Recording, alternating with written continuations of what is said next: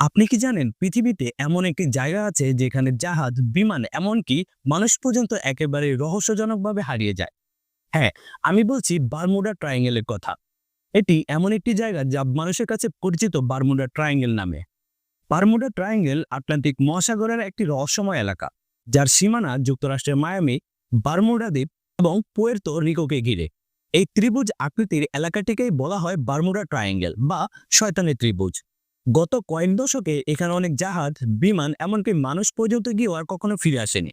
১৯৪৫ সালে মার্কিন নৌবাহিনীর ফ্লাইট ১৯ এবং ৫টি যুদ্ধ বিমান একই সাথে এই অঞ্চলে হারিয়ে যায়।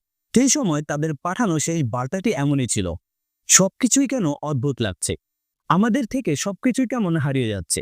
এত কিছুর পরও এই রহস্যময় জায়গা সম্পর্কে কোনো সুনির্দিষ্ট তথ্য এখন পর্যন্ত পাওয়া যায়নি।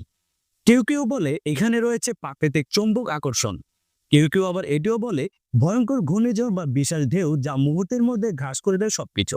আবার অনেকে এটিও বিশ্বাস করেন যে এখানে এলিয়েন বা প্রাচীন আটলান্টিক সভ্যতার কিছু শক্তি রয়েছে।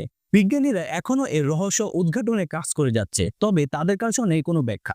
তাই বারমুডা ট্রায়াঙ্গেল এখনো মানুষের কাছে রহস্যের একটি নাম। মানুষ হাজারো গবেষণা করছে, কিন্তু প্রশ্নটা কিন্তু এখনো রয়ে গিয়েছে: এখানে কি সত্যি এমন কিছু আছে, নাকি সবকিছু কল্পনা বা গল্প? আপনি তাহলে কি ভাবেন? বারমুডা ট্রায়াঙ্গেল সত্যি ভয়ঙ্কর নাকি গুজব? কমেন্টে জানাতে ভুলবেন না।